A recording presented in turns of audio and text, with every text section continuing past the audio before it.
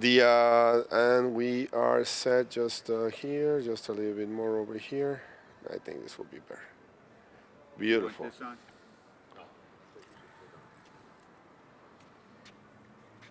beautiful. Captain, I asked this to Commander Armstrong. First of all, thank you so much for Thank doing you. this. I really Pleasure being here. appreciate it, sir. Thank you. And I asked this to Commander Armstrong, and I asked this also to Captain Lovell. And I recently asked this to Buzz Aldrin himself. I was with him on Tuesday. Uh, when we grew up wanting to be like you guys, you know, the guys that had the right stuff and grew up with stories in school and in the movies and in documentaries. When you were growing up, who did you want it to be like? Well, you know, you got to go way back because I grew up. I was a youngster during World War II in the mid '40s, and I would watch what was going on. We didn't have television, believe it or not. So on the news at the movie theater, you'd see the what was going on in the war, and particularly in the Pacific, where I was seeing these aviators fly and land off of carriers. I was 10, 8, 9, 10 years old. That's what I want to do. I want to fly airplanes off of aircraft carriers. As a kid growing up, that was my passion. That was my dream. Let me tell you something else about that story. My dad had a dream too in those days, and I was not aware of it, but he wanted me to get the education that when he was growing up, he never had an opportunity to get. We were a blue collar family from Chicago. Grew up. My grandparents were immigrants from the Czech and Slovak Republic. Uh, and so I ended up going to Purdue, which is what he thought was one of the finest engineering schools in the country. And as by the way, Neil Armstrong also went to Purdue. Uh, and so in 1956, my passion to fly was conceived in a set of orders to Pensacola, Florida, where I was going into Navy flight training. The other hand, I had an engineering degree from Purdue University. My dream and his dream coalesced and became one. And the rest of my life is a fairy tale. Literally a fairy tale. I went from that point to doing things I never dreamed of. There was not a space program at that point in time. It didn't really begin to the end of the 50s, and Al Shepard and Gagarin didn't fly until 61. And so my dream was flying airplanes, special kind of airplanes off of aircraft carriers. And to kill two birds with one stone, you also made your father a very happy man, which is also great. Let me just make a quick experiment, Captain, to see if this light doesn't bother you, right, sir? This looks better. And you get to Purdue, you get to fly planes. Where do you go from doing the aircraft carrier thing to go where only 12 people have ever gone before? That's part of a good question because that's part of the fairy tale. I went to further education in the Navy. They wanted me to. I didn't know what I was going to do. I flown off aircraft carrier. What do I do now? Where now, Columbus? What do I do? And the Navy said, we'll send you to Monterey, Carmel, California, which was God's country up there. And I was in San Diego at the time, and I had just gotten married, and I said, okay, send me to postgraduate school for a master's degree in aeronautical engineering. And I thought, more education wouldn't hurt. Why not? While I was there, NASA came out with a request for more astronauts, but they had requirements. You had to have 1,500 jet hours. You had to go to test pilot school. I didn't have any of that. I was too young. I hadn't had the opportunity to do those things yet. I had a good background experience, good education, and I remember my wife at the time said, well, how would you like to do that? I'd love to. But by the time I get good enough, by the time I'm qualified, there won't be anything left to do. The pioneering will be over. That's what I tell young people today. Never count yourself out, because when I was at postgraduate school, I got a call from the Navy, said, we want to recommend you to NASA for the space program, for the Apollo program. I said, okay. So I wasn't qualified, I didn't volunteer, which is the beginning of that fairy tale. And it took several months and going down to Houston and interviews and tests and physicals and one thing and another. And I ended up out of out of a couple thousand to start with, and it whittled it down to about 400 of the finest aviators in the country. Test pilots, broke every speed record, every altitude record, combat experience, and me. And I ended up to be one of those 14. And a lot of things happened in between, and as we now started, all of a sudden you're just plain Gene Cernan, young naval aviator, and the next day you're a national hero, and you have done absolutely nothing. You haven't done anything. And so I went down to Houston and walked the halls with John Glenn and Al Shepard and Wally Schirra and some of the real astronauts. And one day someone says, go get suited, go get measured for a spacesuit. Maybe I'll get a chance to fly. Originally, out of the 14, I was scheduled to be the 5th to fly Gemini 12. We had an accident and killed the crew of Gemini 9, and so now I was going to fly Gemini, and I was now the second guy of the 14, a guy who wasn't qualified, hadn't gone to test pilot school, who didn't volunteer to start with. I was going to fly in space, and I was going to not only do that, I was going to be the second American to walk in space and walk around the world a couple times. And my book, I call that chapter "Spacewalk from Hell" because we didn't have the vaguest idea what we were doing. I mean, it was an experience. I'm carrying you forward, and from there I got assigned to a backup crew on Apollo. Went to the moon on Apollo 10.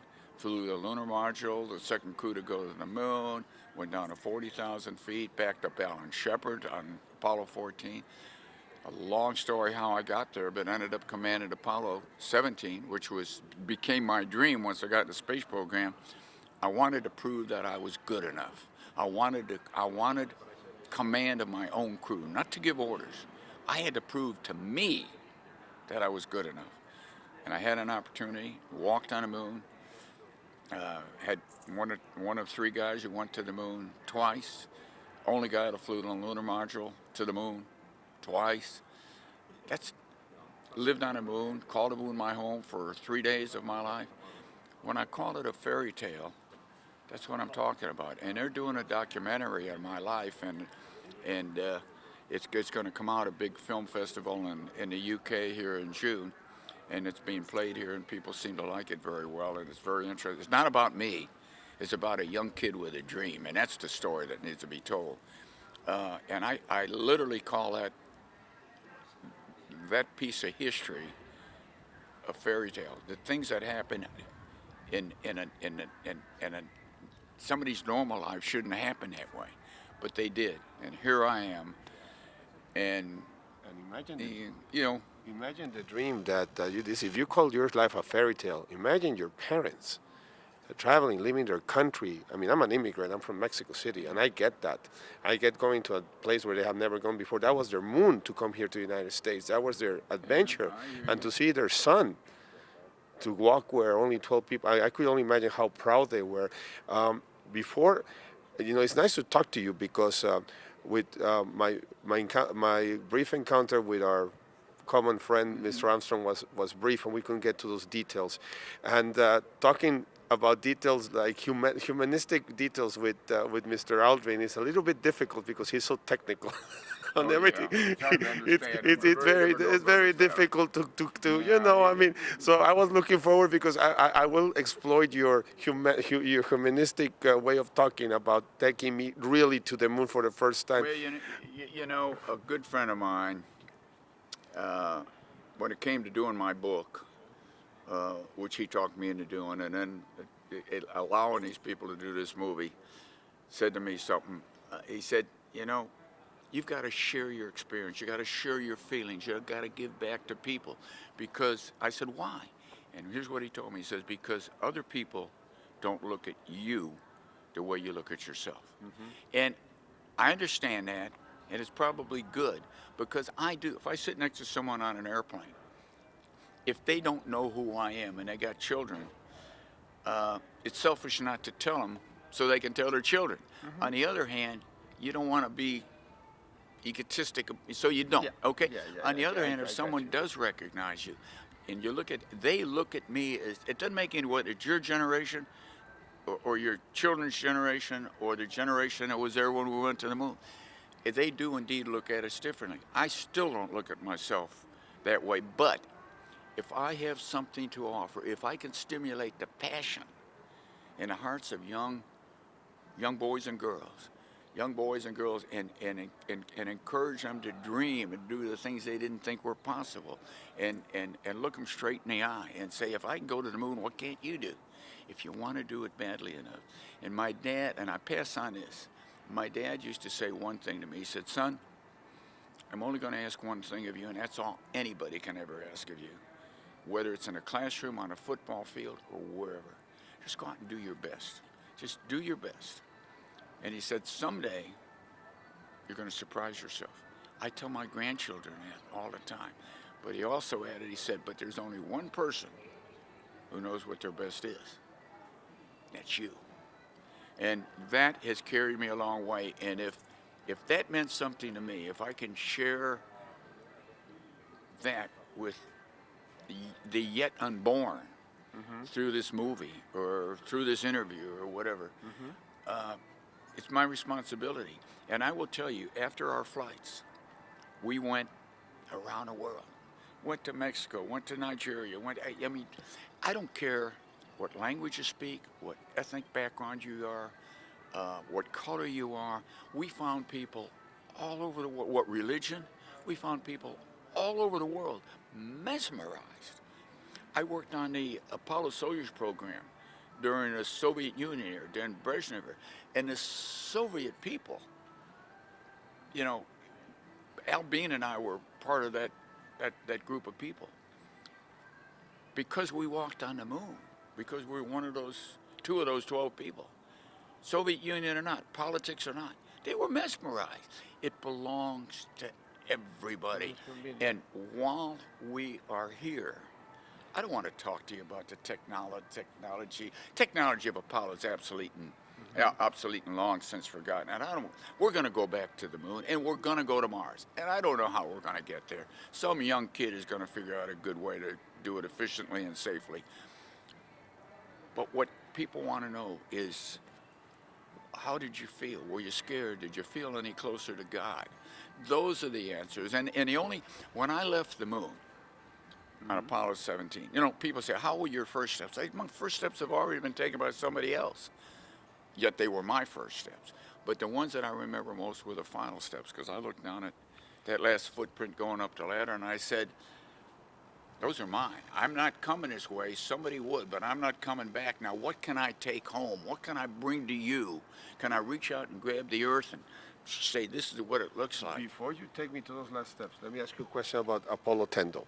Oh. I mean, just real quickly, because it's always, I mean, I always take her and take my family over, that rocket park, and how they have like the little pictures of each mission. Yeah. Is this urban legend, or is it true that in Apollo 10 there wasn't enough fuel just in case to keep you guys through? Originally, early in the program, Apollo 10 was going to be the first attempt at landing.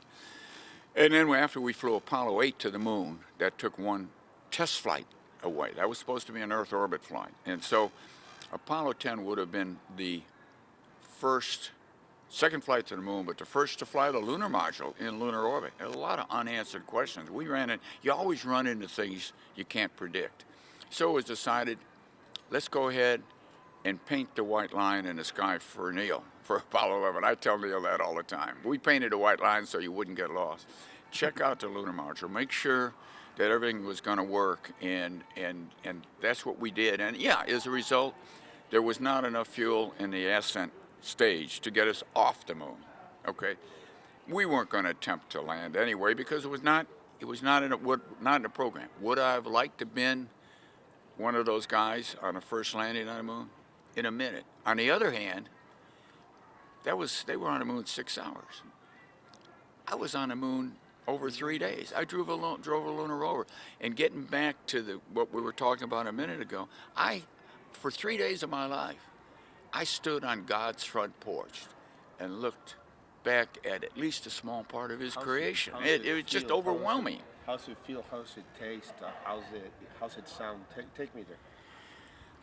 You know, when we landed on the moon, and a noise and a rumble and a vibration, the ground's talking to you, your partner's talking to you, and the last 200 feet it gets quiet. It just, they have nothing else to say. And when you land, and you got the dust, and there's all kinds of things going. Busy time, obviously, dynamic. And you shut the engine down, and you fall that last 3 meters. Ba-boom. There's no noise. There's no dust. Nobody's talking.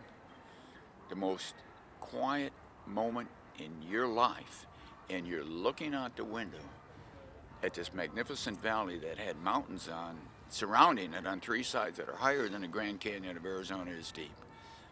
You're looking at a valley where with eyes, you are now looking at something that has never been seen with human eyes before. You are now in a valley where no human being has ever been in history. And for a moment, you take a deep breath and you say, you know, is this science fiction? Am I really here? Is this really happening? And then you get back to reality. And there's so many moments like that. Looking back at the earth, surrounded by the blackest black you can conceive in your mind, an earth that's not tumbling, moving aimlessly, it's moving with logic and with purpose and beauty beyond conception in this three-dimensional blackness that I call the endlessness of time and the endlessness of space, the universe, whatever you want to call it. And you cannot deny, I don't care how you dress them or about what name you call them, and it's not a religious statement, spiritual perhaps. You cannot deny there's so much order and so much purpose that there has to be, quote, a creator, a God. I don't care how you worship your God. There is a creator of this universe that we are a part of, and we're such a small part of it. And that's when I said, I sat on God's front porch. I didn't look over my shoulder at the rest of it. It was too far away. But the part I saw, which included the earth, is probably the most memorable experience, something I'll take to the grave. I completely agree with you because I also tell her, I have a 12-year-old daughter that we'll talk about her after this, that so much perfection that it just mathematically it will be impossible for it to be so perfect without a little bit of a push because of the probabilities will be impossible to have so much perfection. The world, there's no axis holding the earth up. Every 12 hours you're looking at the other side of the world. Every day, time after time, every 12 hours. It doesn't tumble through space, move aimlessly through. It has every right to. There's no strings holding it up. I'm an aviator. I don't believe in coincidences. If something happens, there's a reason for it. You know, someone left a wrench in the engine. Or there's the earth, the creation is not a coincidence. There's not a coincidence at all. Now, as I say, that's not a religious statement. That's just I had a chance to challenge. I went to the moon twice. I got that same feeling on Apollo 10 without landing. And then after having landed on the moon and standing on something for the first time in my life. Remember, only 12 people have stood on something that was not Earth. Mm-hmm. We've experienced zero gravity and Earth gravity. Only 12 people have experienced something. When I touched down, it was hard. It's not Earth. Now, how do you reconcile that? Think about that. Mm-hmm. All of a sudden, this isn't Earth. That's Earth. That's home. That's your identity with reality. That's where love, life, family. That's where everything is. The texture, the consistency, the sand. I mean, is it like talc? The baby talc, or how? Yeah, it's like very, very graphite maybe. It's very gray in color, very graphite. It covers everything. Remember, there's no air on the moon. 1/6 gravity, so you have a volcanic explosion, a meteorite, it blows stuff for hundreds of miles. Who knows what's covered up on the moon? We know there's no water. We know there was never any life. But the next step is Mars. How about driving in the moon? Oh, wonderful. 1/6 gravity, 3 wheels all the time. You know, just don't know which 3 are going to touch the ground. Is it difficult? No. You adapt very quickly. But we don't give ourselves enough credit. We adapt very quickly to new environments. Very easy. Did you get scared? Did you ever feel like scared, like afraid? Scared? About going there, about landing there, about... You know, if you're scared, you shouldn't go. Apprehensive, yes, because you don't know exactly what's around the corner. You don't know. Think of Apollo 13. You know, that could happen at any time. It could happen again. Fear is a lack of understanding with what you're trying to do. And the other side of the coin, you don't have time to be scared. You know, we Apollo 10, we had a little problem, went out of control for a while. 15 seconds, you didn't have time to be scared until it was over. Then you think about it. But no, I've asked that question. A lot of people have asked that question. No, I wasn't scared. Did I think about it? Did I think about the consequences? Yes. Did I go to the moon not to come home? Did I go to the moon to be a martyr? No, I did not go not to come home. I was coming home. I had a piece of equipment that was built by the finest people in the world who were dedicated. Everybody who put a nut and bolt in that rocket and in that spacecraft was with me on that voyage. And I knew they were dedicated to get me home. And then it was up to me. And I knew I was capable of getting me home. Let me ask you a question that I didn't have the heart to ask this to Mr. Armstrong, and we didn't get a chance to talk to Mr. Lowell about this, and probably Mr. Buzz would have mesmerized everybody with his technical answer. Yeah. I'm gonna have to go here. Yeah, it will be the last question. It'll be there's idiots, ignorant people out there that still believe that this did not happen, that you could keep 40,000 people in a farce. I explained about the stars not showing. I took her to an eclipse and I showed her, did you see the stars on the pictures? Of course you can see the stars in the picture because of I explained her the technicalities of the. What is the easiest way to shut down people that ask that ignorant question that they Two things. Number one, the people who don't want to believe, who think it was some kind of conspiracy, missed one of the greatest adventures in the history of modern man. They weren't part. You were part of it. You're excited. The other thing is, where did that big Saturn V go? What did we do? Hide it up there somewhere? But even better than that, we've had low-flying lunar orbiters flying over the moon at 30,000 feet, taking pictures of all of our rover tracks. There's my descent stage. There's my lunar rover. You can see it. My daughter's initials, you can't quite see those, but they're in the sand right next to the lunar rover. What more proof? What do we do? Make those pictures up? You know what? I don't care what they think. I know what I did. I know what I went. I know what my feelings are. And they just cheated themselves by not being part of discovery, quite frankly. I find people who love conspiracy, and no matter what kind of proof, I could take some of those people back there and say, here's where we walked. And they still wouldn't believe you. So you could tell your cousin that we got the answer. Okay. And before